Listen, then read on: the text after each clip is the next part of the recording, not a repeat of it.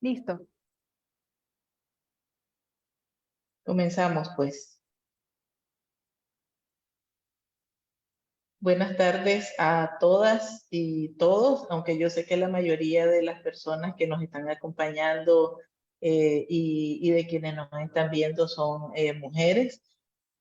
Quiero agradecerles en primer lugar que hayan hecho el tiempo para acompañarnos. Les saluda Elvira Cuadra, la directora del Centro de Estudios Transdisciplinarios de Centroamérica. Estamos hoy iniciando con este conversatorio una serie de actividades que vamos a estar realizando de aquí en adelante. El de hoy se denomina Somos Protagonistas, Mujeres, Participación y Construcción de Paz a la luz de la Resolución 1325, y vamos a conversar sobre las experiencias de 3 países latinoamericanos que han pasado por procesos de construcción de paz, de construcción de democracia y de participación de las mujeres. Me refiero a Guatemala, Colombia y la experiencia de Nicaragua, que no está realmente o directamente relacionada con la resolución 1325, pero que sí tiene un trasfondo de participación de las mujeres y de situación post-conflicto.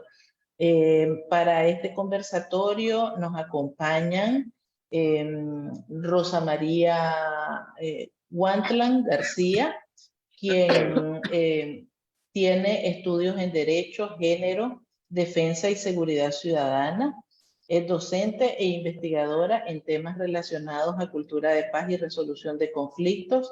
Participó en el proceso de paz en Guatemala, integrando la mesa técnica que preparó la base de los acuerdos para la incorporación de la URNG a la legalidad y el acuerdo de cronograma.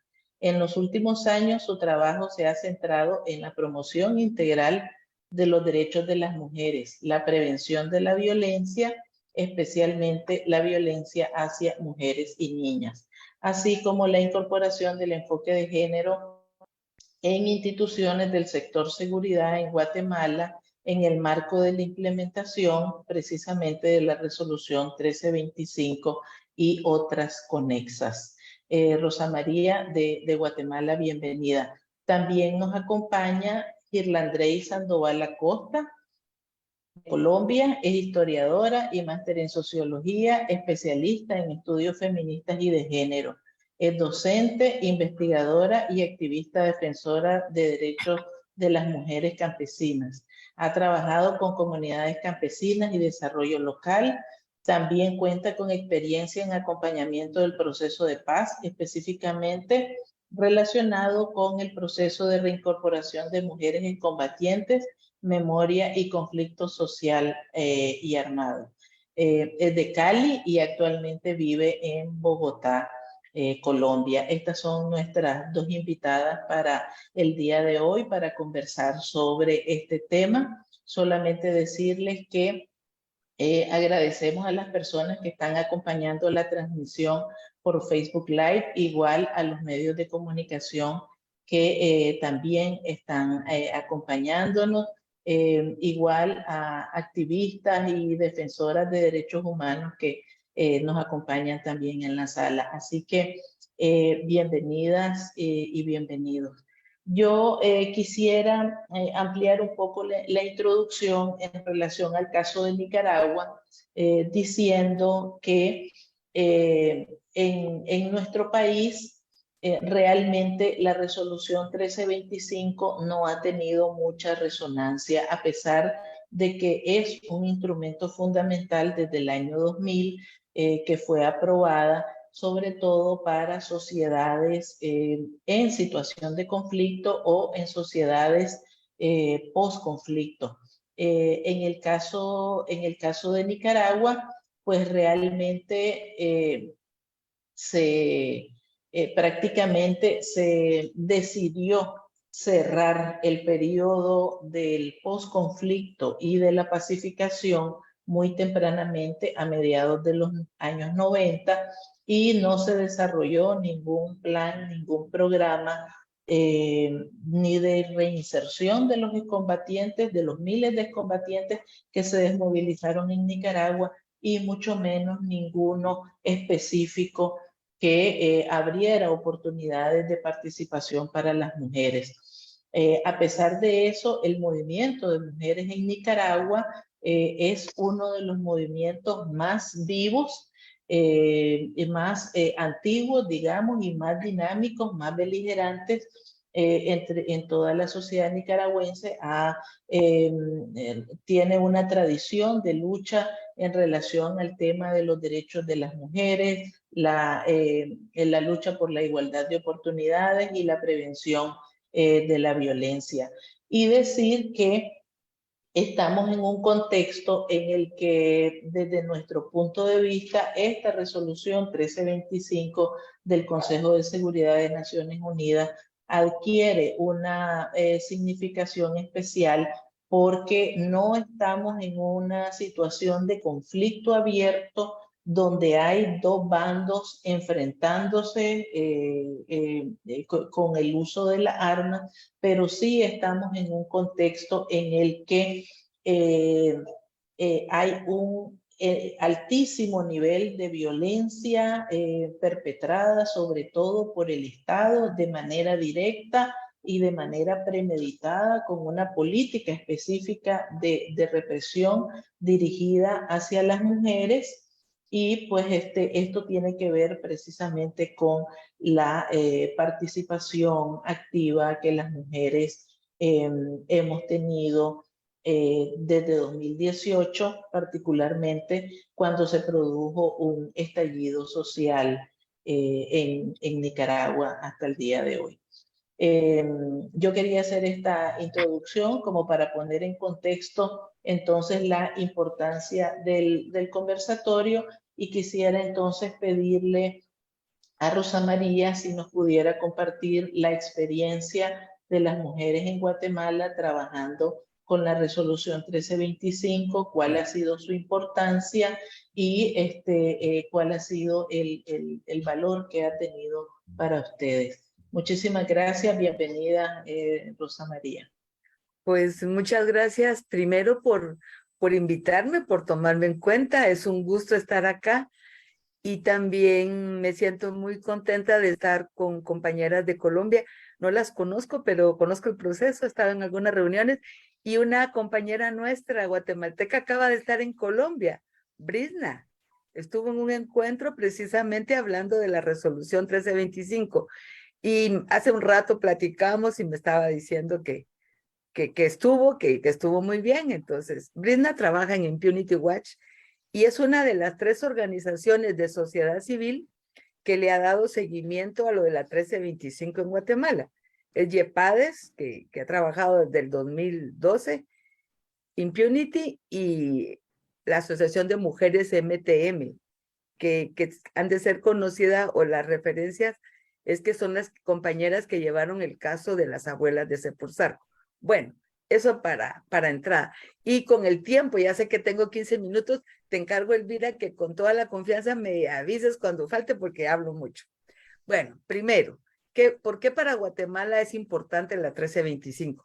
Tuvimos un conflicto armado de más de 36 años y digamos de que cuando tú decías de que estamos luchando por la democracia, pues seguimos en esa lucha porque aquí no hemos tenido democracia, ¿verdad?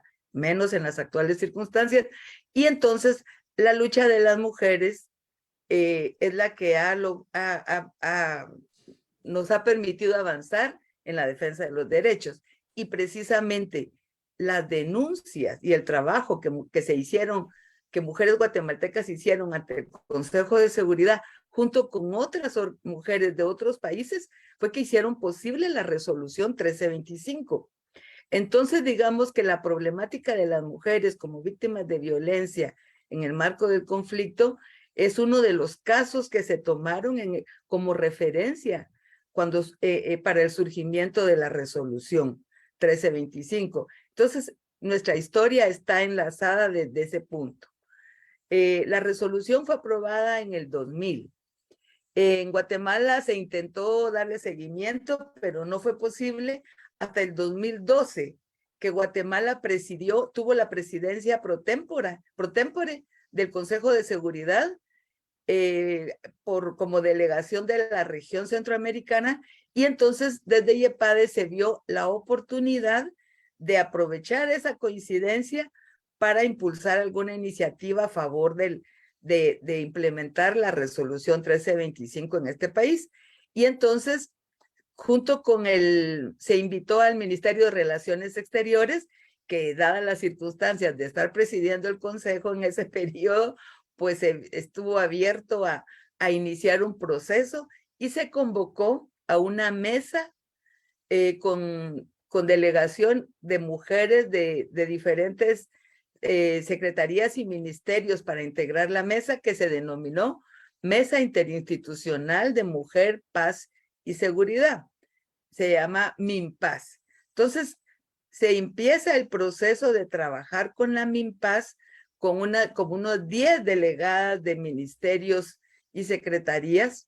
Estaba en ese momento quien lideraba un poco la mesa desde el Estado era Relaciones Exteriores, y desde sociedad civil, IEPADES. Se invitó a unas mujeres a incorporarse y también se incorporó Impunity Watch, que tenía también una vinculación con el tema y venía trabajando el tema.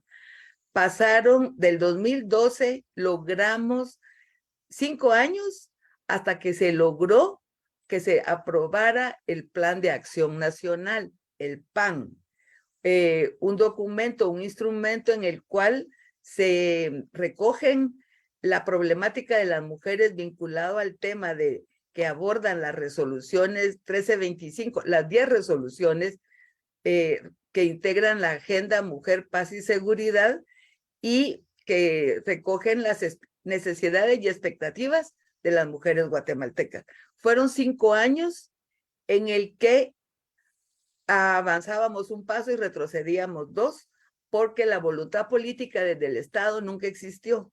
Nunca, incluso cuando ya existía la CEPREM, fue casi estar trabajando contracorriente, pero en ese proceso y en los últimos 2 años logramos que compañeras que estaban en algunas instituciones como el Ministerio Público, el organismo judicial y algunos ministerios clave, también la Defensoría de la Mujer Indígena, y juntamos esfuerzos y ellas aportaron también dentro del sector gubernamental para hacer avanzar, y logramos llegar en julio del 2017 a la presentación pública del PAN 1325. Por supuesto que no logramos que en ese documento se plasmara todo lo que queríamos, pero creo que logramos mínimos básicos para seguir avanzando. Entonces, nuestra estrategia como sociedad civil, desde Impunity Watch y IEPADES, era: empecemos con el primer plan y luego se va revisando, se evalúa en todo el seguimiento que se le da para irlo perfeccionando. Entonces, a 5 años, del 2017 al 22, de que fue aprobado el PAN, solo hemos tenido un periodo de gobierno, 2 años, en el que hubo una autoridad en CEPREM que ha impulsado la aplicación, la implementación del PAN. ¿Qué quiere decir esto? Con mucho esfuerzo logramos llegar a tener el plan, y con mucho esfuerzo logramos que esa mesa sí se mantuviera, pero luego los cambios de gobierno y el cambio de autoridad, se somete uno a los caprichos de la autoridad. Entonces, lo que hemos tenido que hacer es que desde sociedad civil trabajar para lograr que se le dé seguimiento y se implemente el PAN. Ya se tuvo 2 años de una experiencia positiva en el que hubo una autoridad en CEPREM, en la Secretaría Presidencial de la Mujer, que era ahora la entidad rectora a la que le correspondía liderar el proceso de la mesa interinstitucional para que cada una de las dependencias del Estado con responsabilidades dentro de las acciones del plan asumiera, planificara, le diera seguimiento e implementara estas acciones. Ha sido un proceso muy difícil. Los esfuerzos son muchos y los resultados no son los esperados, pero a la fecha todavía existe la mesa y lamentablemente la autoridad actual de la CEPREM ha tratado de darle continuidad a la mesa, pero en las últimas reuniones han excluido a las organizaciones de sociedad civil, que son estas tres, IEPADES, Impunity Watch, MTM, y habíamos propuesto la incorporación también de CONAVIGUA. Las organizaciones de sociedad civil que estamos en ese espacio, estamos como acompañantes del proceso. La mesa está integrada por delegadas de instituciones del Estado, organismos del sistema de justicia, del sistema de seguridad y de las demás dependencias del Estado. Entonces, ¿cuál es la situación actual? Tenemos un plan, tenemos una mesa y tenemos propuestas desde sociedad civil y tenemos la necesidad de seguir luchando para que ese plan se implemente, porque no es un documento más, no es un conjunto de hojas más. Ese plan recoge las propuestas de las mujeres diversas de este país. Ese plan se elaboró luego de una consulta bastante amplia a nivel del país, de organizaciones de base.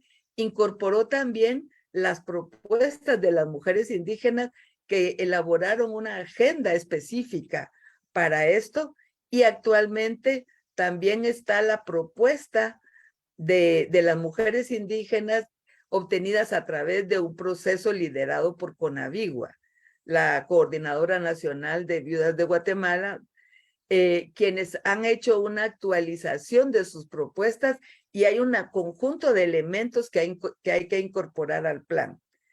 Estamos en una situación política muy difícil en el cual ha habido un retroceso acelerado en los últimos 4 años de la institucionalidad y del respeto y reconocimiento de derechos de las mujeres. Entonces, cada día hay que estar luchando por preservar lo que se ha logrado. En algunos aspectos lo hemos logrado el movimiento de mujeres, en otros aspectos hay una indefinición o estancamiento, pero la cuestión es, si tenemos un plan, sí tiene que ver con los derechos y con la vida cotidiana de las mujeres, porque seguimos planteando que esta es una sociedad post-conflicto armado, en el que hay efectos terribles todavía de la violencia sexual y la violencia que sufrieron las mujeres, pero tenemos también logros en base a la lucha de las mujeres. ¿Para qué nos ha servido la resolución 1325? Además de tener el plan y tener ahí propuestas, la lucha por el acceso a una justicia, a la reparación digna y transformadora. Hay un caso paradigmático que ustedes ya lo conocen, es el caso de las abuelas Sepursarco, en el cual es por primera vez en un tribunal nacional emite una sentencia en el cual se condena a responsables por el delito de esclavitud sexual y doméstica, que fue el caso de por lo menos 16 abuelas de Sepursarco. Hay otros casos que están en proceso de mujeres y chiles y otros casos que están todavía en preparación, pero la resolución 1325 ha sido la base para hacer avanzar estos procesos y estos casos. Entonces, ¿qué diría yo? No sé cómo estamos de tiempo. Creo que me salté cuestiones porque me presiona el tiempo, pero en fin. Miren, la otra cuestión de la resolución 1325 es que está alineada con todos los demás instrumentos internacionales de derechos de las mujeres.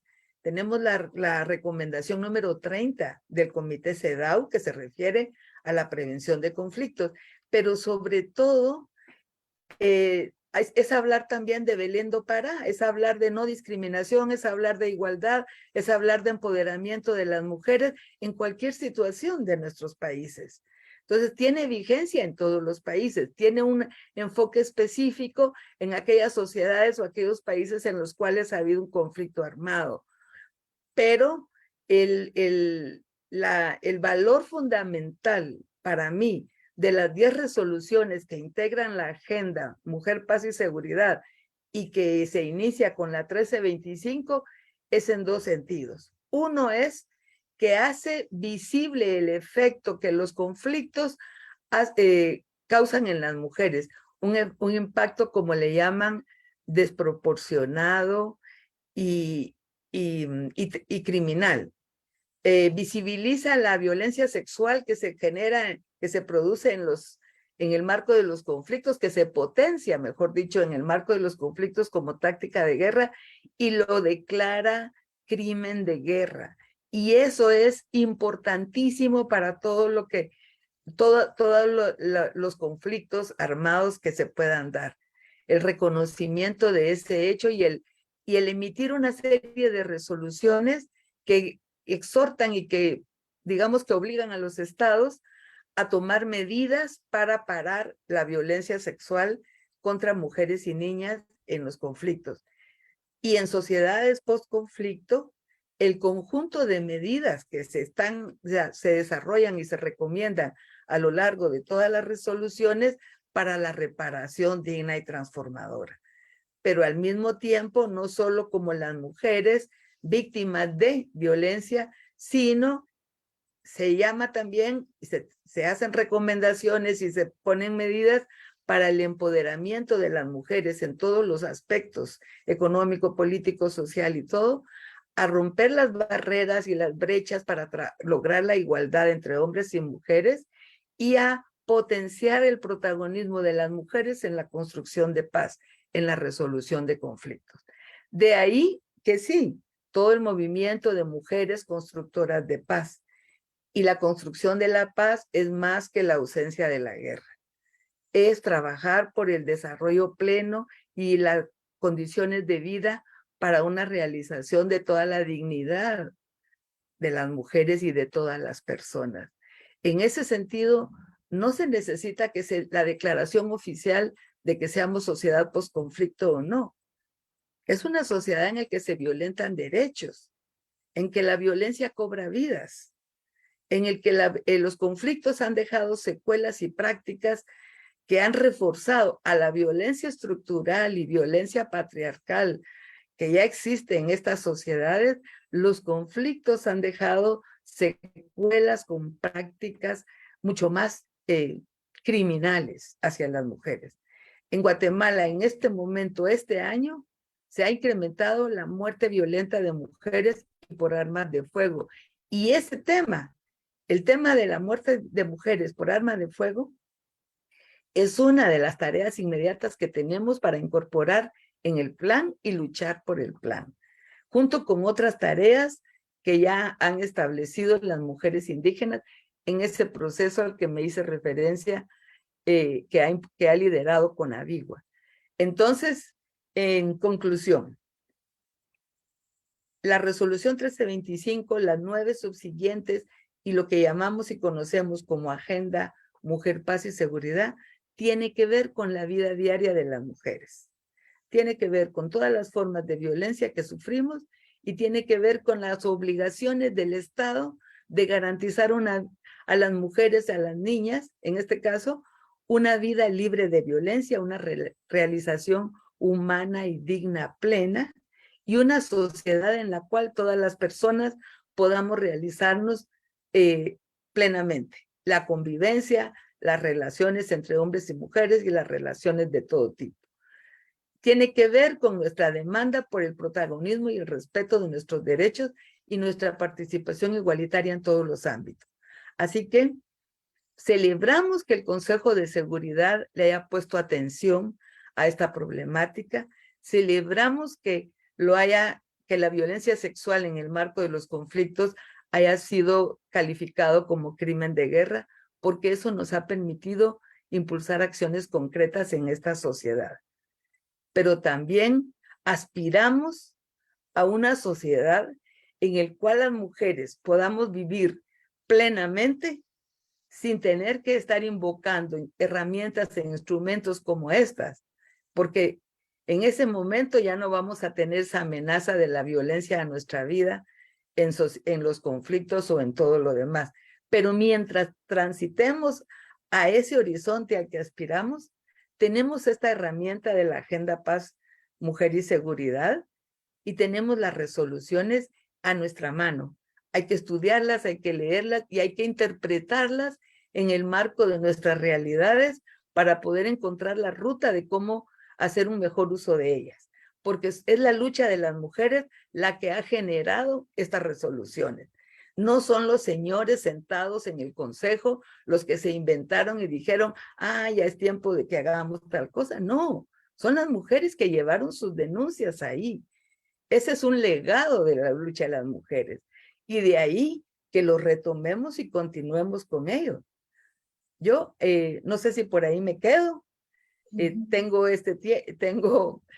emociono cuando hablo de este tema, pero sobre todo mi principal interés tiene que ver con nuestra vida cotidiana. Tiene que ver con lo que las mujeres han luchado para el reconocimiento de sus derechos y ese es un compromiso que nos ata. El futuro, el presente, el pasado, el presente y el futuro está en nuestras manos. Estamos construyendo esa nueva vida y esa nueva sociedad. Es una lucha para largo, pues ya quisiera yo que poder, pero las nuevas generaciones también lo tienen que asumir. Así que me quedo. Yo te veo, Elvira. No me regañaste, no me dijiste nada del tiempo. No, estamos bien de tiempo. Muchísimas gracias, Rosa María. Yo creo que es muy enriquecedora y realmente el tiempo es corto para hablar de toda la experiencia en Guatemala, ¿verdad? Con la resolución 1325. Solamente decir que en el caso de Nicaragua, en el contexto de la crisis sociopolítica y la pandemia de 2018, para acá, pues efectivamente ha ocurrido de manera bastante similar un efecto de dinamización de la violencia generalizada en contra de las mujeres por causa de la violencia estatal, por la impunidad que ha significado, por la existencia de grupos paramilitares, asesinatos que no han sido investigados y crímenes, violaciones de derechos humanos que no han sido investigados y sobre los cuales no ha habido procesos de justicia en este momento. En ese contexto, la violencia política contra las mujeres se ha exacerbado.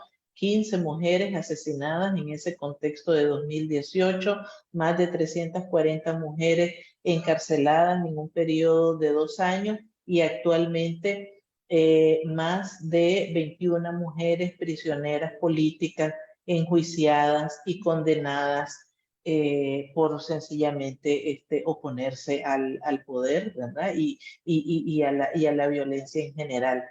Yo quisiera entonces darle la palabra a Girlandrey Sandoval de Colombia para que nos comparte entonces un poco la experiencia de trabajo que han tenido en el caso de la resolución 1325. Adelante, Gilla. Bueno, buenas. Acá son como tardes, noches, más o menos. Creo que tenemos como una hora de diferencia, Elvira, si no estoy mal. Y bueno, pues agradecer por la invitación y sobre todo creo que voy a partir con esto último que terminó Rosa María, que me parece que es clave. Es decir, cómo realmente estos procesos normativos, digamos, implican la garantía de derechos para las mujeres en su amplia dimensión y en su variopinta profundidad, digamos, habría que decir. Es decir, la experiencia que yo quiero compartirles el día de hoy está situada justo en el momento posterior a la firma del acuerdo de paz que se realizó entre el gobierno del expresidente Juan Manuel Santos, en ese momento representante del Estado, y la última de las insurgencias armadas o la insurgencia armada más antigua, digamos, que quedaba en este continente y pues denominada FARC-EP, ¿no? Fuerzas Armadas Revolucionarias de Colombia, Ejército del Pueblo. Ese acuerdo de paz generó, digamos que todo un escenario de transición, ¿no? Ustedes han vivido esto, lo conocen muy bien, una firma de un acuerdo que se da entre pues, el Estado y una insurgencia, donde se manejaron diferentes narrativas, diferentes discursos. De cierta manera, es una insurgencia que no llega derrotada a firmar ese acuerdo y es un Estado que llega pues con una visión también muy particular sobre cómo llega a sentarse a firmar este acuerdo, ¿no?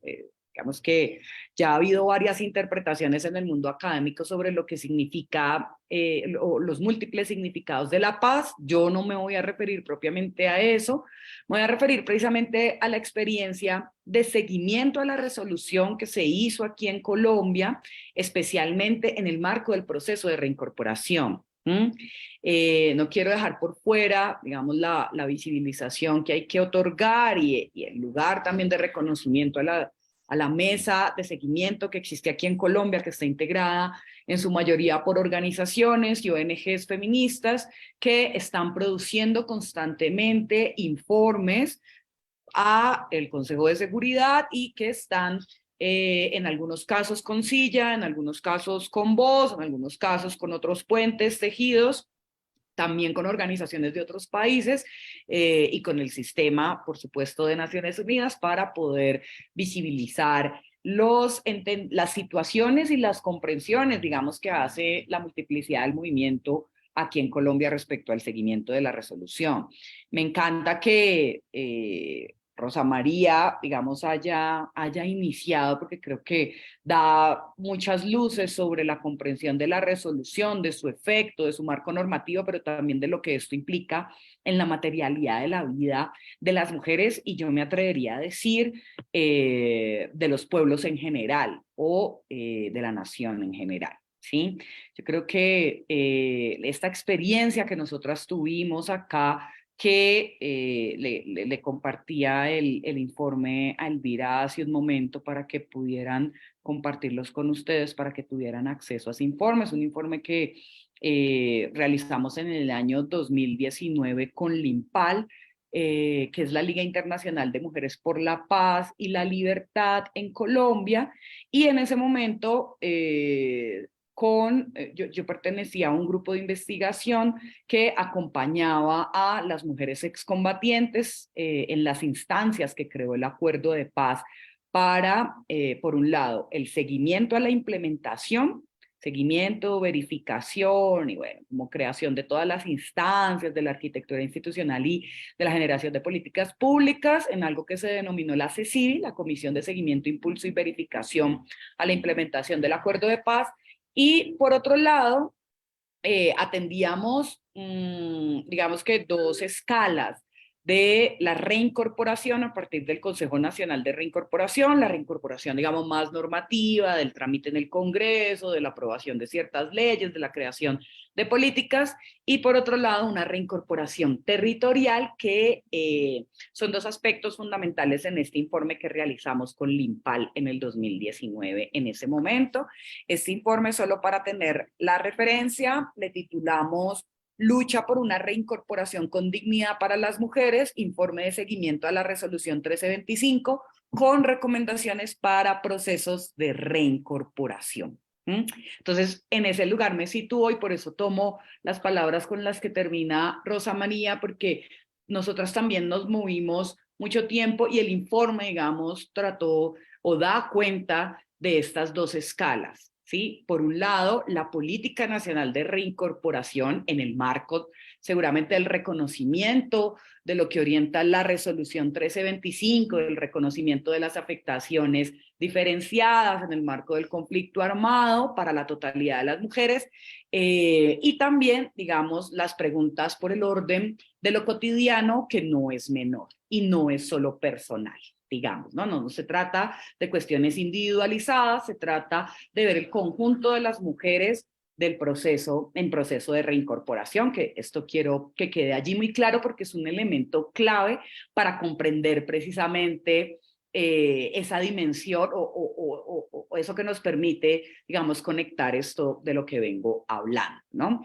Entonces, yo creo que voy a tratar de ser muy concreta, si quieren, como para dar paso quizás a la conversación con las personas que nos están viendo en este momento, que nos están escuchando. Y es que precisamente hablo entonces desde una experiencia situada en el 2019, ¿no? Donde existía un momento muy específico del proceso de reincorporación, es decir, todas nuestras energías vitales estaban puestas en generar la política y en, sobre todo, hacer como ejercicios analíticos de comparación de lo que había pasado en otros procesos de paz en Colombia. La firma del Acuerdo de Paz de La Habana en el 2016 no era nuestro primer acuerdo de paz, para bien y para mal, voy a decirlo, especialmente en el caso de los procesos de reincorporación y seguramente de DDR, ¿cierto?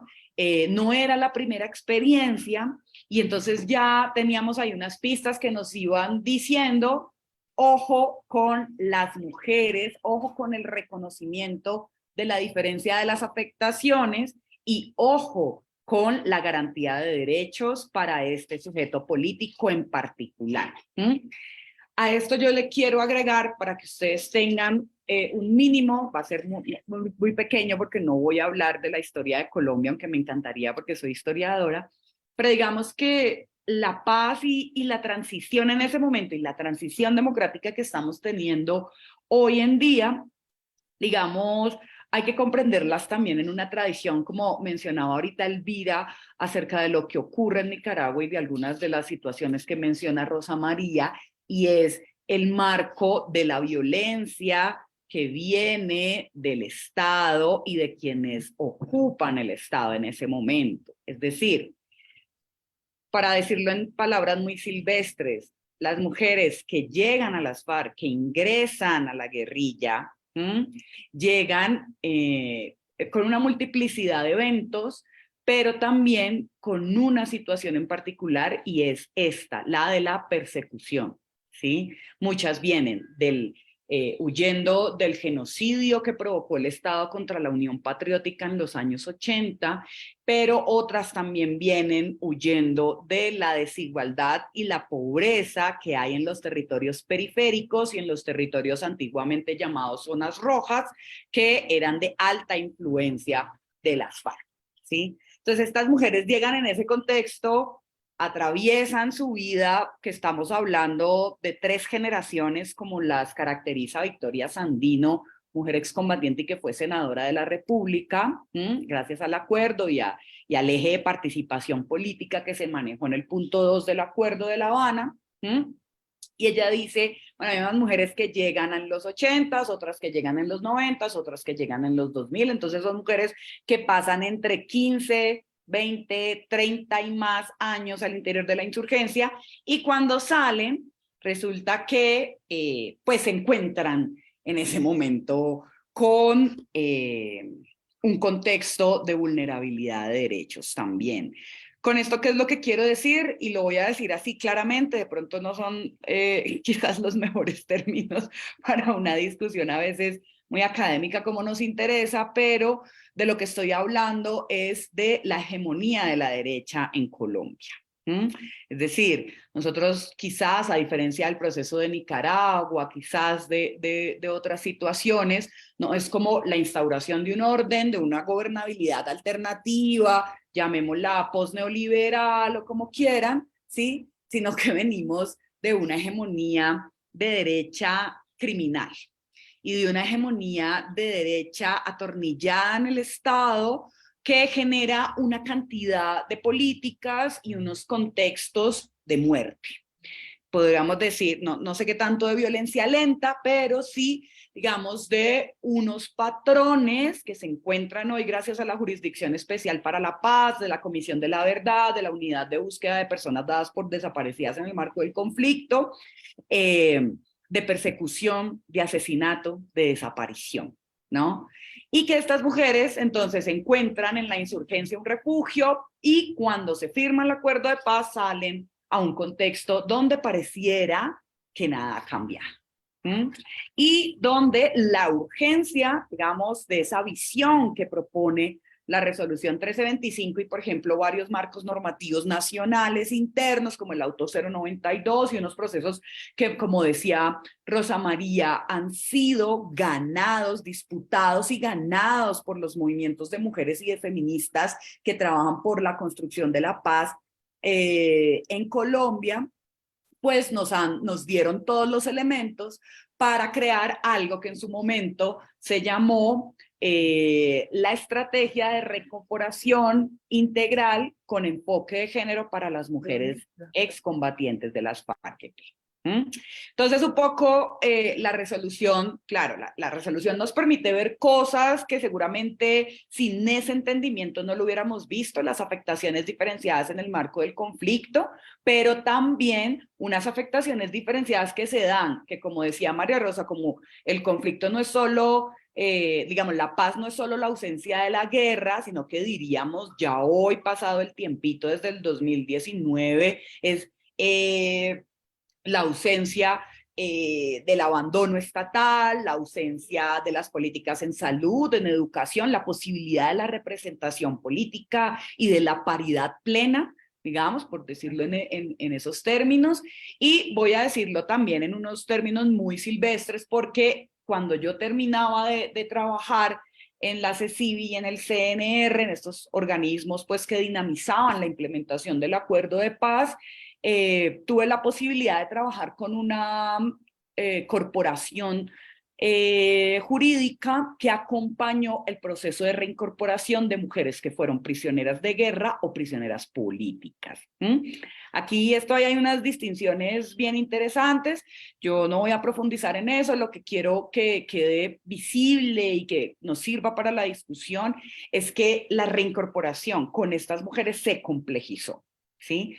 Porque si bien, bueno, hay algunas autoras como Isabel Giraldo que han dicho que pues en las cárceles también se vivió una guerra, ¿no? Y muchas de ellas siguieron organizándose como se organizaba el partido clandestino que dirigía la insurgencia, ¿no? Entonces, o se organizaban como se organizaban en la insurgencia, marchaban, cantaban los himnos, celebraban los cumpleaños de los guerrilleros heroicos o de las guerrilleras heroicas, formaban, bueno, seguían el orden militar.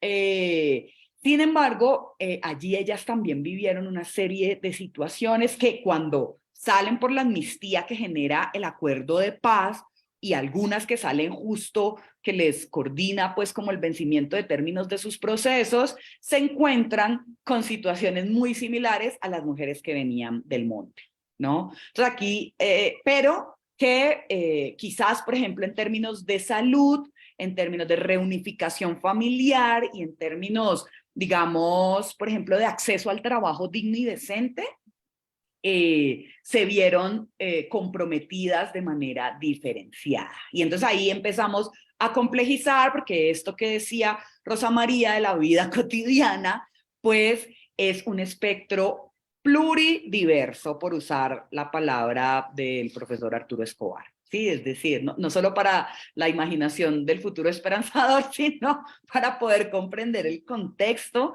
de la profundidad de el poder hegemónico que ocasionó el poder de la derecha en este país por muchos años al perseguir la lucha y la movilización social amplia, desarmada, pacífica, pero también de la constitución de lo que nosotros llamamos en un informe que presentamos a la Comisión de la Verdad, que era la constitución del Estado contrainsurgente y la política contrainsurgente que se dio acá, que afectó a mujeres insurgentes y a mujeres de comunidad.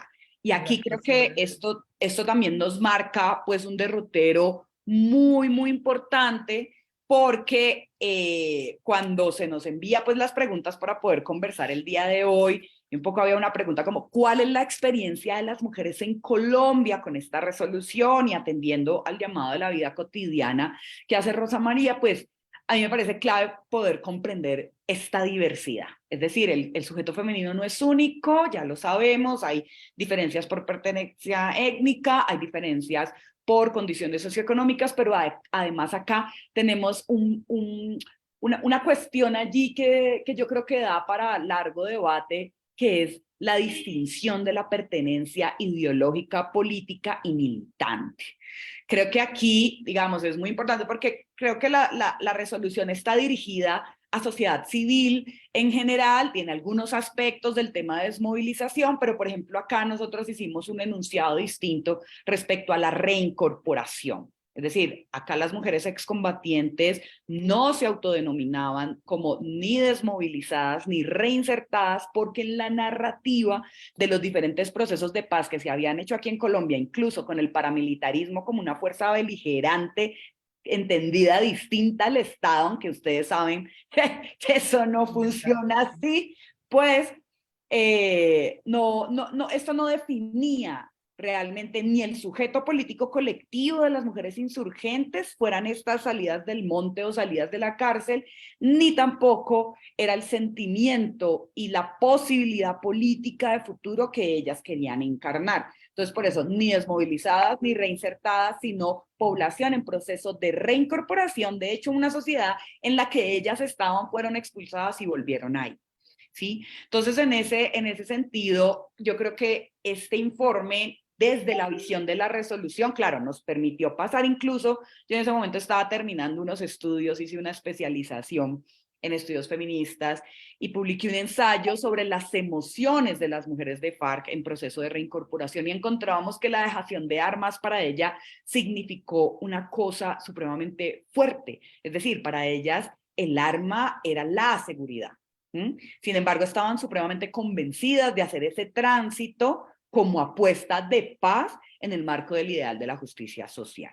Entonces yo creo que en ese sentido no hablamos de una única experiencia, que vivimos un proceso también múltiple de transición y que creo que ¿cuál es la experiencia de las mujeres en Colombia? Pues una experiencia diversa, que compromete análisis materialistas de estas realidades, de las vivencias y de comprensiones que son siempre contextualizadas, ¿no? Es decir, aquí en Colombia, claro, uno habla de la guerra en singular, ¿cierto? Uno habla siempre del ejército en singular, pero Colombia puede ser también por su división geográfica, por su riqueza cultural, creo que desarrolló para mal en muchos casos en términos de la guerra, unas formas de criminalidad supremamente fuertes, venía del Estado y de otros actores armados ilegales, hay que decirlo, pero también para bien,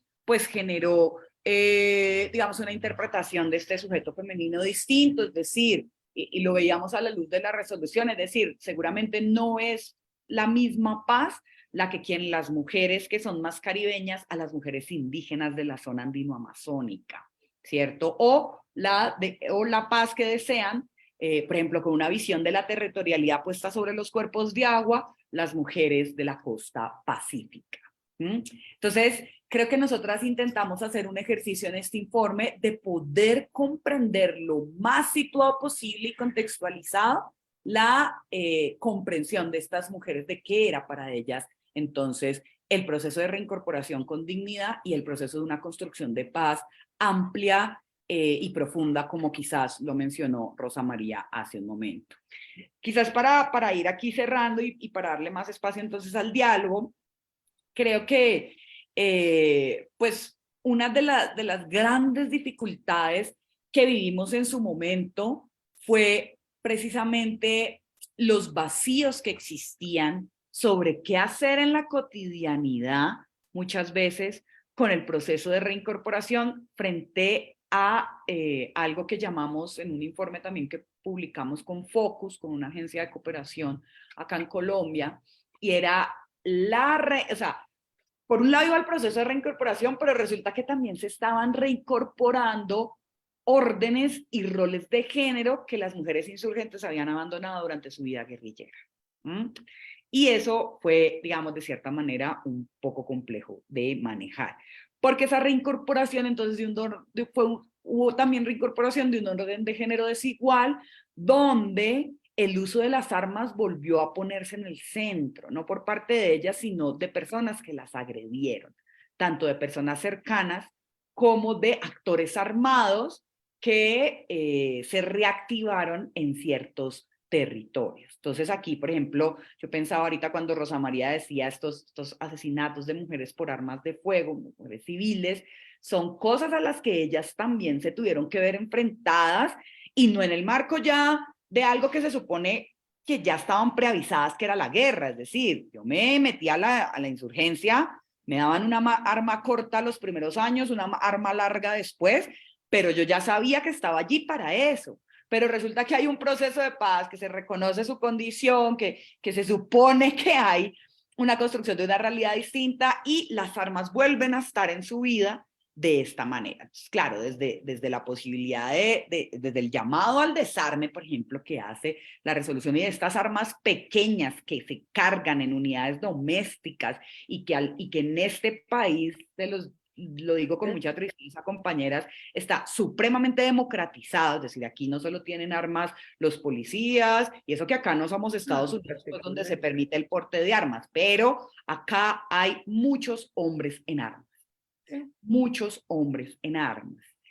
Eso pues, ¿qué les significa a las mujeres? Unos nuevos miedos, unos nuevos temores, y son cosas que nosotras en su momento como que dijimos, claro, esto no lo estábamos esperando, nosotros esperábamos una reincorporación con derechos, garantías, pero en términos culturales y simbólicos no habíamos distinguido esto de que los roles de género al interior de la guerrilla se trastocaron, no quiere decir que no existieran, sino que se trastocaron, y acá afuera volvieron a ser el marco más conservador, mujer, hombre, hombre, y esas cosas, ¿no?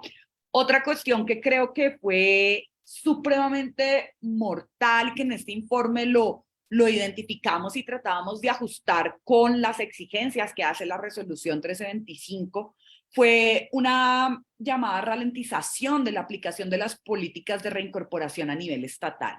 Eso generó, digamos, dos cosas terribles: la tercerización del proceso de reincorporación, por ende, la desresponsabilización del Estado, por ejemplo, de cumplir normas como estas y las subsiguientes, como decía Rosa María, ¿sí? Articular los protocolos de prevención, de discriminación, de no violencia, ¿sí?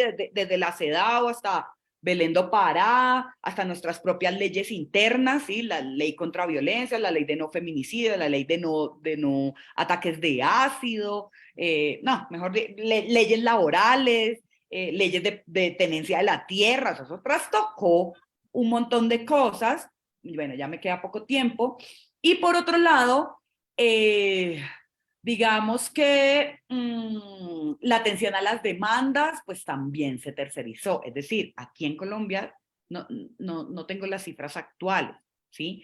Pero los académicos hasta hace 1 año, 2 años, estaban hablando de una implementación simulada del acuerdo de paz, ¿sí? Reincorporación de orden de género, tercerización de la reincorporación, nuevos ciclos de guerra por mujeres y hombres que se devolvieron a las armas.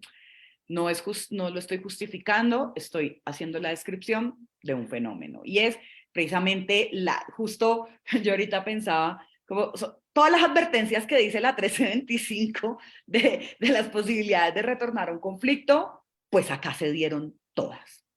Y por eso Limpal y la mesa técnica y todas las organizaciones que siguen haciendo el seguimiento de la 1325 siguen clamando. Creo que hoy lo que quiero decir aquí en conclusión es que la 1325 sigue más vigente que nunca en el sentido de, claro, darle al Estado otro lugar y bueno, eso como lo pensamos en la transición que tiene Colombia en este momento, donde para algunas de nosotras la lectura ya no es del Estado como el antagónico, ¿no? Y eso lo quiero igual dejar aquí pues para el debate, pero seguramente sí algunos órdenes culturales y materiales van a seguir siendo el antagónico para que, como decía Rosa María hace un momento, pues las mujeres, que en últimas pues son las que vehiculizan y generan los vínculos con lo comunitario, sostienen los pueblos y sostienen una gran cantidad de vida y de lo vivo en los territorios, pues puedan realmente llegar a tener, voy a decirlo en las palabras del informe, pues una reincorporación digna porque todavía se sigue disputando ese lugar, y por otro lado para la sociedad civil en general, pues una nación con una paz, como la está hablando ahorita el gobierno, con una paz total, y como la mencionábamos en el 2019, pues una paz estable y duradera con todo lo que esto ya sabemos que quiere y puede y no puede significar también a la vez. Entonces, dejaría por allí. Muchas gracias. Muchas gracias, Irlandrey, y muchas gracias a María por compartirnos esas experiencias que son muy enriquecedoras, sobre todo para lo que tenemos por delante nosotras las mujeres en Nicaragua. Vamos a dejar unos minutos para preguntas o comentarios de quienes preguntas o comentarios. Decir que en Nicaragua realmente nunca se ha implementado ninguna acción en el marco de la resolución 1325. Entonces, a pesar de que es un documento que fue aprobado en el año 2000, pues en las condiciones actuales igual tiene una cantidad de elementos que pueden ser una referencia significativa para toda la tarea que tenemos por delante de construcción de paz, de justicia y de democracia y derechos para las mujeres. En el Facebook tenemos un par de preguntas, son para Gilla, para Irlandrey. ¿Qué apoyo educativo y financiero se dio en la reincorporación en Colombia? ¿Qué apoyo se dio para proteger a las mujeres? Y pues si alguien tiene alguna pregunta o intervención, pues está el micrófono a la orden. Se levantan la manito siempre, ¿verdad?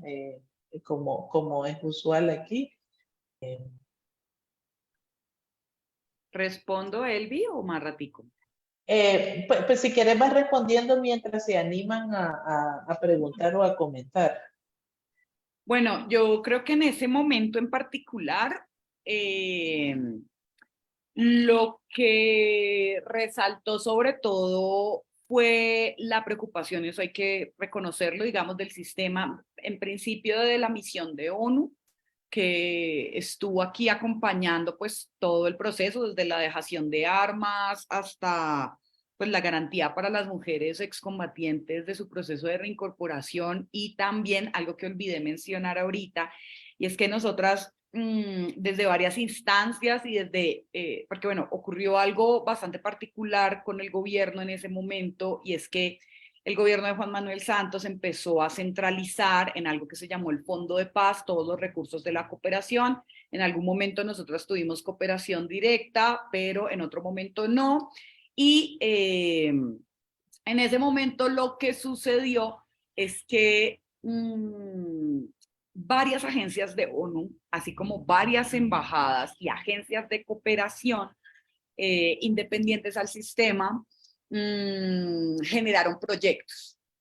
Algunos de convocatoria, otros que fueron asignadas propiamente, digamos, a las mesas de trabajo como la del CNR y la del CECIBI, gracias también a la gestión de Victoria Sandino, como les dije, ex senadora de la República, y pues que ella fue, digamos, excombatiente y fue, digamos, la primera y única mujer plenipotenciaria sentada con voz y con voto en La Habana durante los diálogos, y gracias a su gestión y a esa visión que se fue creando con el equipo de trabajo que estuvimos allí, pues se pudieron hacer muchos programas. Creo que en el momento están terminando justamente un proyecto que se llama Soberana, donde se sigue trabajando por el tema de reincorporación, pero especialmente en el énfasis de lo económico y de lo productivo, porque ha sido una de las grandes falencias. Ustedes saben que la cooperación pues tiene unas restricciones de compra y venta de cosas, digamos, en los países. Por ejemplo, acá ha sido muy difícil el tema de la reincorporación, porque una parte de los sujetos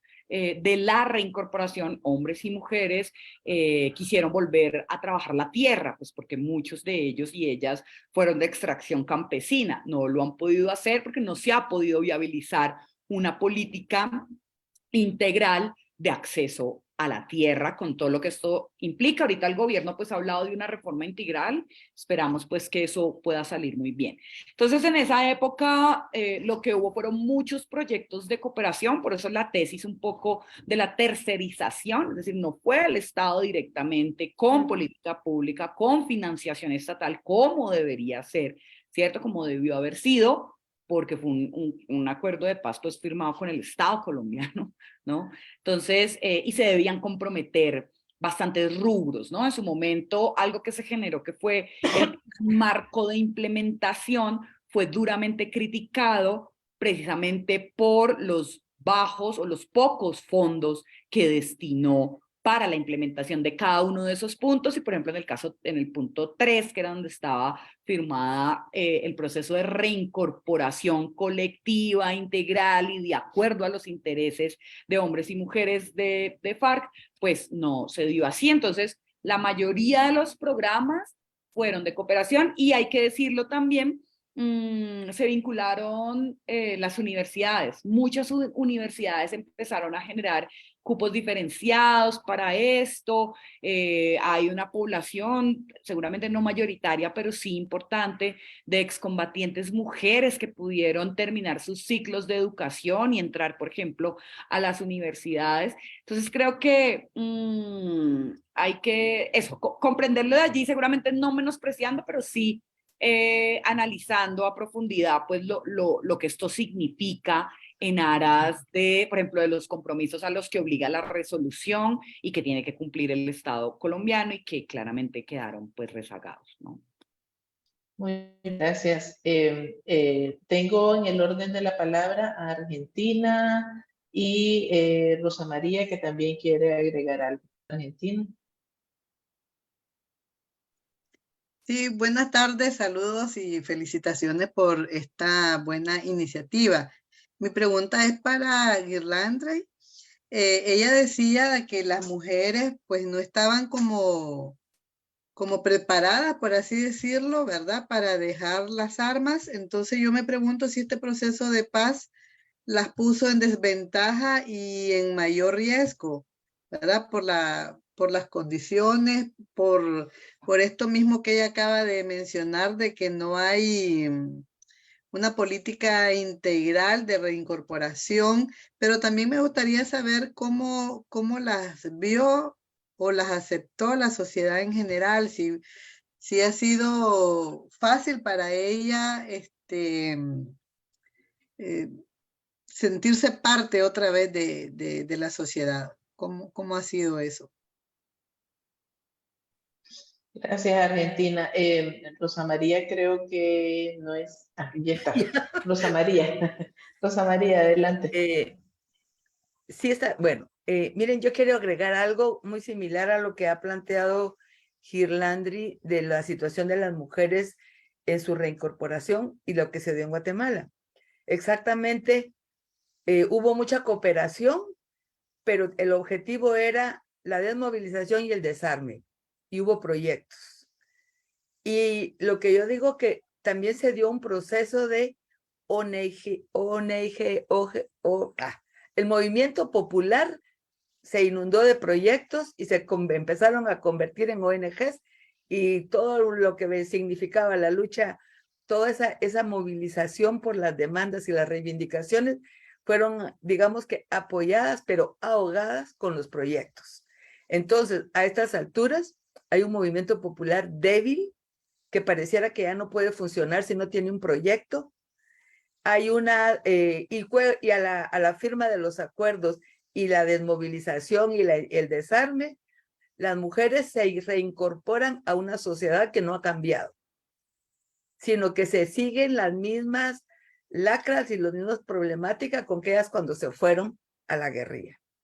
Pero además, después de un breve momento en el cual todo el mundo estuvo vinculado a la guerrilla, luego viene todo ese trabajo ideológico, anticomunista, arcaico, terrible, en el que luego el estigma de ser desmovilizada.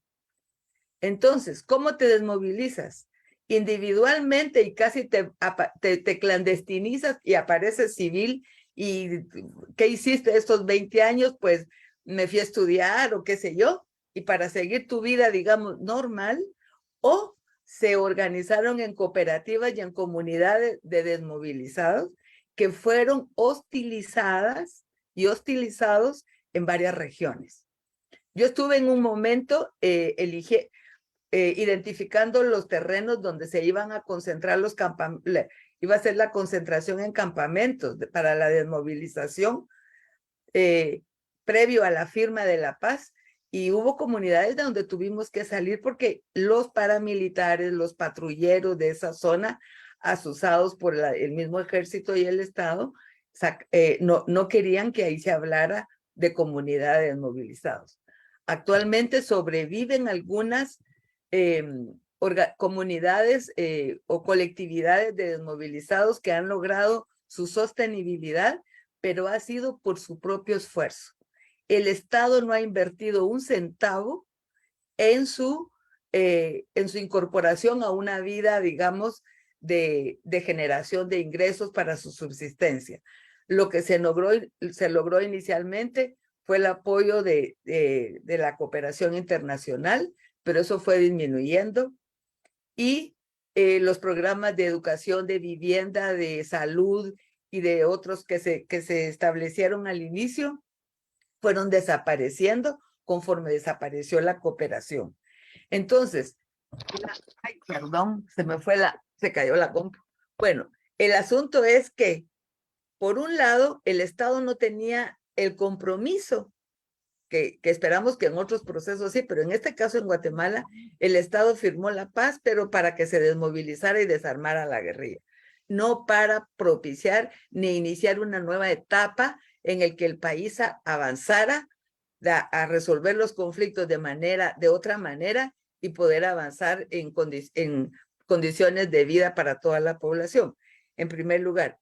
Entonces, y en segundo lugar, la guerrilla desmovilizada fue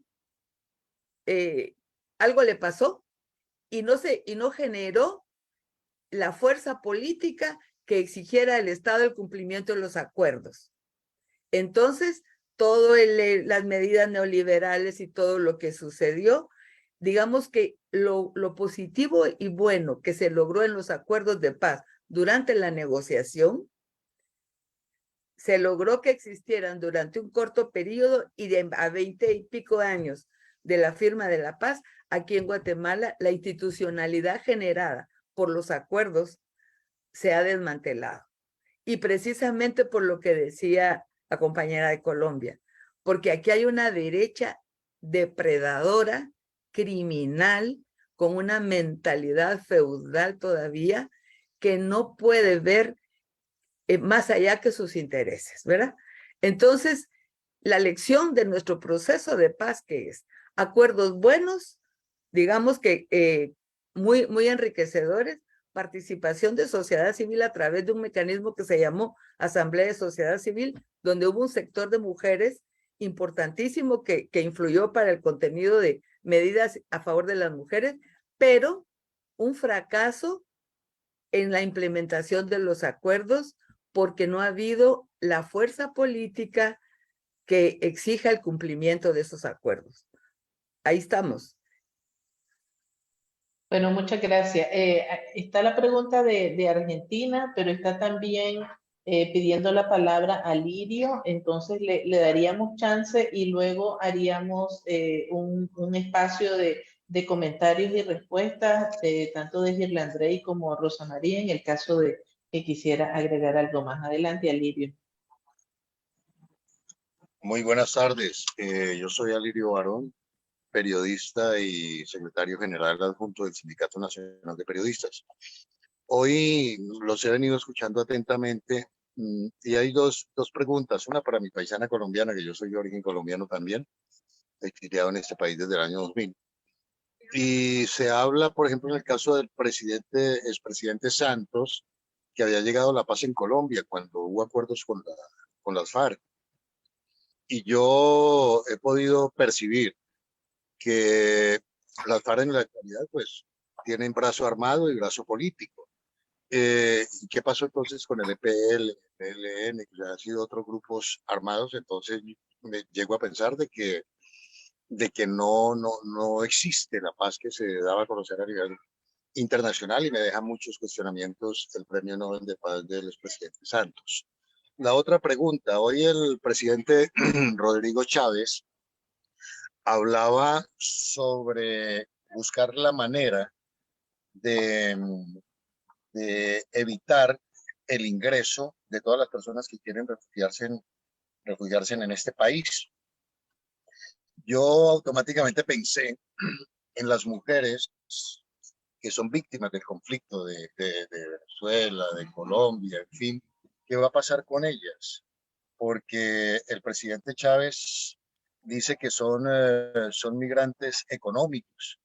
Ustedes como grupos que apoyan a las mujeres, ¿de qué manera cree que se pueda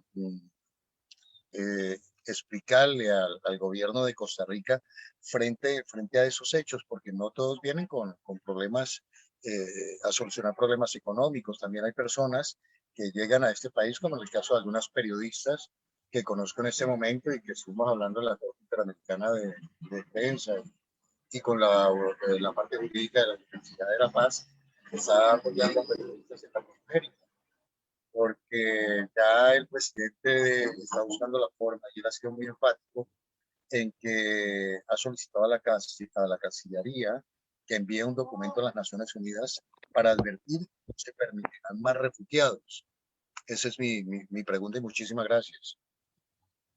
Muchísimas gracias por las preguntas. Entonces le doy espacio a Girlandrey para que responda, y luego a Rosa María, y ya con eso pues cerraríamos el conversatorio de hoy.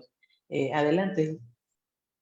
Gracias, Elvira. Bueno, yo creo que estoy de acuerdo con todo lo que mencionó Rosa María. Me parece que, y hay trabajos. Bueno, yo en ese momento, cuando empecé a trabajar en el proceso de paz, me fui mucho a revisar Guatemala, me fui mucho a revisar Nicaragua. Creo que en ese momento, Elvi me corrige, creo que usted fue invitada justo a Colombia por esa época. Creo que Petro era alcalde de aquí de Bogotá, si no estoy mal, a venir precisamente a compartir las experiencias de cómo habían hecho en otros lugares. Ay, momento, qué pena, tengo una guerra de gatos aquí. Qué pena con ustedes. Y fue muy valioso en ese momento, ¿no? También como poder identificar estas otras experiencias, pero claramente digamos que pareciera que hay como unos patrones, ¿no? En los lugares que ocupan el Estado, la deformación de las insurgencias, para estas construcciones de paz modernas, ¿no? No es de gratis que se hable de la paz positiva, de la paz negativa, y bueno, estos análisis que hay allí. Y bueno, lo que dice es Rosa María sobre el movimiento popular, yo estoy completamente de acuerdo. Es decir, hoy el Partido Comunes, anteriormente llamado FARC, no convertido en fuerza política, es una fuerza política absolutamente marginal. No propone un solo debate político, no entendió qué fue la transición y se perdieron allí. Entonces, bueno, otras versiones dirán distinto. Esa es la visión que yo tengo, pero la podemos contrastar, por supuesto. Nunca hablo de verdades únicas e inamovibles, ¿no? Para la pregunta que hizo la compañera argentina, no sé si me expresé mal, me disculpo. No fue que, digamos, las mujeres no estuvieran preparadas para el desarme. Creo que en general no se pudo hacer un proceso que preparara para el desarme. Y ahí yo creo que, claro, la resolución tiene unos lineamientos de orden, si se quiere, teóricos, políticos, tecnopolíticos, si se quiere, pero es lo que decía Rosa María. Es decir, aquí hay una cotidianidad que también tiene que ser atendida, y la dejación de armas fue para ella una cantidad de cosas que quizás ahorita no me da el tiempo para profundizar, pero quiero solo contar una anécdota. Acá hay una profesora, Clemencia, no recuerdo su apellido en este momento, de la Universidad Nacional, que ella, muy estudiosa de los temas de DRE, muy estudiosa de los temas de mujeres, seguridad y paz, pero sostenía una tesis bastante delicada acerca de la relación de las mujeres, el arma y la visión del psicoanálisis.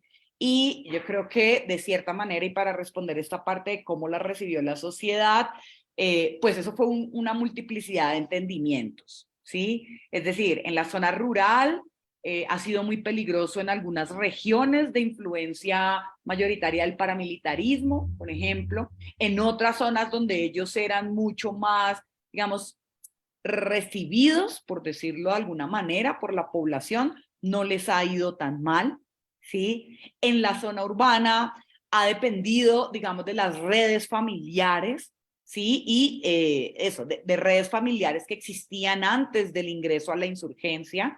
En esos casos donde las redes familiares fueron fuertes, pues hay gente que ha logrado volver a su casa, a recibir los apoyos requeridos. Otras personas que no cuentan con eso, que fueron también estigmatizadas o reprendidas por su familia, o que su familia no está porque fue toda asesinada en el proceso de su persecución, que también fue un modo de la criminalización que se dio mientras estaban en la insurgencia, incluso durante el acuerdo de paz en La Habana. Son personas que han contado con menos apoyo, ¿sí? Los procesos de reunificación familiar no se han podido hacer. De las redes de apoyo más cercanas de estas mujeres encontramos esa diversidad. Por ejemplo, tenemos casos de mujeres que parieron durante su temporada en la guerrilla, y ese proceso de reunificación familiar ha sido muy, muy complejo, ¿sí? En otros casos ha sido quizás un poco más sencillo por familias pues como que han podido comprender más esta situación. En la generalidad de la sociedad colombiana, creo que a partir de la pérdida del plebiscito por la paz que se dio ese mismo año, pues también hay muchas opiniones divididas, pero hay que decir que sí hubo un sentimiento quizás mayoritario, así no se haya expresado en las urnas, de defensa de la paz y de todo lo que esto implicaba. En algún momento, en la etapa de agrupamiento en las zonas veredales o en los CTCRs, en los espacios ya ni me acuerdo cómo se llama, los espacios territoriales de reincorporación, como se llamaron, ¿sí? De capacitación y reincorporación, los ETCRs, creo que sucedieron dos cosas, ¿sí? Uno, la gente se dio cuenta que los guerrilleros no tenían tres ojos y que las mujeres no eran unas medusas o unas mujeres de 7 cabezas que iban a venir a quitarle la cabeza a los seres humanos normales, ¿no? Primero hubo una desmitificación de todo el trabajo que hizo el Estado contrainsurgente de desfigurar lo humano, el cuerpo, la persona y lo humano de los combatientes y las combatientes. Y por otro lado, pues también como esta idea de, pues nos sumamos a esto y hay que ayudarlos. Un lado por la caridad, pobrecitos, ¿cómo van a ser? Y otro lado, pues en el reconocimiento de su sujeto político, ¿no? Entonces creo que allí, pues cómo los recibió la sociedad, hay un espectro grandísimo. Argentina, hay 1000 tesis, o sea, todo el mundo hizo la tesis sobre el proceso de paz, la reincorporación, todo el mundo se interesó en las mujeres, fue muy lindo porque fue igual en el marco un proceso de devolverles su humanidad y en muchos casos de devolverles su dignidad, ¿no? No es gratis nuestro informe de seguimiento a la 1325, pues tenía esa palabra. Y para el compañero Alirio, el compañero periodista, pues decirle que acá en Colombia se viralizó, no sé si allá también, yo espero que sí, porque son unas cosas muy buenas, los memes, ¿no? Hay unos memes que en su temporada decían, ¿esta es la paz de Santos? A propósito también de lo que decía Rosa María, y nosotros nos burlábamos mucho, es como, ¿esta es la paz de Santos? ¿Cómo le van a dar un premio Nobel? ¿Cómo? Sí, pero bueno, ya, o sea, sí hay muchas cosas muy importantes que se hicieron durante ese gobierno, que hoy lo estamos viendo representado, es decir, hay muchos de los funcionarios del gobierno Santos que están hoy en el gobierno del cambio, y eso a mí personalmente me parece muy importante porque la transición democrática se trata precisamente de eso, de mínimamente disipar el uso de la violencia, de las diferencias y la conflictividad política. Creo que eso hemos ido avanzando. Claramente nuestro presidente, y digo con orgullo nuestro presidente y nuestra vicepresidenta, han formulado toda una política que ya está firmada de paz total, donde se van a incluir los diálogos con el ELN. Creo que en estos días estaban nombrando los grupos negociadores. Del EPL no lo tengo tan claro porque de eso yo todavía no, o sea, el EPL hizo un proceso de paz hace como 30 años. Yo no sé por qué hoy todavía hay zonas donde la gente dice que existen. Tenemos también unos grupos, bueno, el Estado los ha llamado grupos residuales, pero tenemos unas fuerzas paramilitares emergentes, ¿sí? Y tenemos, como ustedes saben que acá también tenemos el narco, que eso casi no lo tocamos, pero tenemos todo el fenómeno del narcotráfico, tenemos narco transnacional venido de México, y entonces hay carteles de estos que ustedes ya conocen en México, que están operando acá. Entonces esto acá es una maravilla, tienen que venir a visitarnos. Esto es una maravilla porque la conflictividad en esencia es, como les decía al principio, pluriversa y presenta claramente todos los matices que tanto Rosa María como Elvira, como usted, compañero Alirio, y como creo que varias y varios de ustedes tienen en su cabeza en este momento. No quisiera que pensaran pues que esto es una selva caótica, ni mucho menos. Quiero invitar también a descolonizar un poco ahí la visión sobre Colombia, porque creo que Santos sí lleva un mensaje importante, así todavía las deudas del Estado estén aquí activas, presentes, ¿no?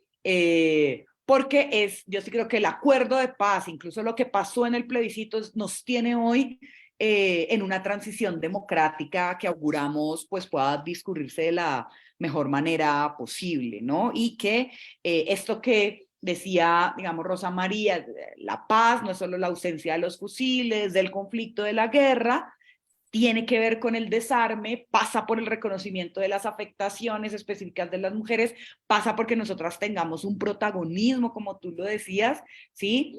Y pasa, por supuesto, por generar unas condiciones distintas para las mayorías sociales en este país, y yo creo que vamos bien encaminadas a salir, y ojalá puedas volver algún día a tu país. Creo que a veces vivir por fuera es una cosa muy dura. Mi abrazo también para Elvi, que sé que pasa allí con una situación parecida precisamente por estas persecuciones que hace el Estado. Y pues nada, yo creo que las mujeres también en su cotidianidad han venido haciendo sus resistencias propias y bueno, vinculándose al sostenimiento de la vida de diferentes maneras. Eso. Muchísimas gracias, Irlandra y Rosa María. Bueno, finalmente yo quiero ser muy breve. Sobre el fenómeno de la migración que hacía referencia y las mujeres, es cierto, se está incrementando el número de mujeres que migran, mujeres jóvenes que migran y que están expuestas a otras cosas. La migración implica, como en los conflictos, riesgos mayores para las mujeres. Casi me han comentado compañeras que trabajan con mujeres y con grupos migrantes, que las mujeres han incorporado en su kit de migración pastillas anticonceptivas y las pastillas, porque la violación está presente en el trayecto. Hay un alto grado de riesgo de sufrir violaciones sexuales durante el trayecto de la migración. Pero también la migración es un fenómeno imparable mientras nuestras sociedades expulsen personas por razones de violencia o por razones de pobreza. Entonces, eso sí, lo que yo creo que hay que hacer es generar las iniciativas desde sociedad civil, encadenarse con los países y las rutas de tránsito para apoyar a la población migrante y a las mujeres y niños y niñas, y utilizar los instrumentos de organismos internacionales para hacer denuncia y procurar protección en el país de tránsito y de llegada. Y sobre todo luchar por las condiciones de transformar un país, una sociedad, y hacer que un Estado cumpla con lo que le toca para que no expulsar a su población. Ese es uno. Pero en relación a la 1325 y a manera de conclusión, Elvira, no te me preocupes tanto, que ya termino, solo quiero decir, hay que hacer una lectura de las 10 resoluciones y contrastarlo con la realidad de cada país. Lo que nos ha planteado la compañera de Colombia es una parte de cómo la resolución 1325 se aplica al proceso de reincorporación, reinserción o como se le quiera llamar después de las mujeres después de firmar acuerdos de paz. Pero en el caso nuestro ahorita, no solo traemos los lastres de lo que no se logró durante la reincorporación a los años inmediatos a la firma de la paz, sino que nos encontramos con una sociedad que hay que transformarla toda, que hay que hacer que se cumplan los acuerdos de paz, pero sobre todo en donde uno de los temas fundamentales es el derecho a vivir una vida libre de violencias. Y ahí nos abrazamos y nos enlazamos con muchas de las recomendaciones de la Agenda de Mujer, Paz y Seguridad. También hablamos de construcción de relaciones de igualdad, el derecho a participar en igualdad de condiciones y el derecho a que se nos reconozca, se nos apoye, como mujeres, y se potencie la participación de mujeres en la construcción de paz. Y la construcción de paz es esa condición de bienestar, seguridad, tranquilidad y felicidad que aspiramos las mujeres y aspiramos también hombres y mujeres y todas las personas de una colectividad o de una sociedad. Entonces, la lectura de esta agenda, de estas resoluciones, hay que hacerlas con una mirada ampliada para reconocer los enlaces que hay con cada realidad de cada país, de cada sociedad, porque en todos tiene que ver. Y eso es protagonismo de las mujeres para resolver, prevenir y atender conflictos de manera pacífica y construir relaciones de convivencia armónica y pacífica. Esa es una tarea y la resolución tiene elementos que fundamentan y que vinculan todo ese trabajo. Así que hagamos esa lectura en cada país, periódicamente hay que hacerla en cada país, en cada sociedad, porque esa agenda da para mucho. Ahorita, el tema prioritario en Naciones Unidas en el marco del aniversario de la resolución 1325, el tema ahora es acceso a tecnología, educación y tecnología en la nueva era digital. Ese es el tema que se ve como prioritario ahorita y que emana y que se plantea en el marco de todas las resoluciones de la 1325 y de la agenda esta. Así que hay para todo y tenemos que seguir, pues, ni modo, así es la cosa. Bueno, muchísimas gracias. Yo especialmente agradecer a Girlandrey Sandoval de Colombia y Rosa María Wantland de Guatemala por habernos acompañado en este conversatorio. Realmente es una puerta que se está abriendo para nosotras las nicaragüenses para hablar de este tema, para seguir construyendo lo que hemos estado construyendo a lo largo de todos estos años. Entonces, muchísimas gracias a quienes nos han acompañado y esperamos invitarlos a un nuevo conversatorio en el corto plazo. Buenas noches, creo.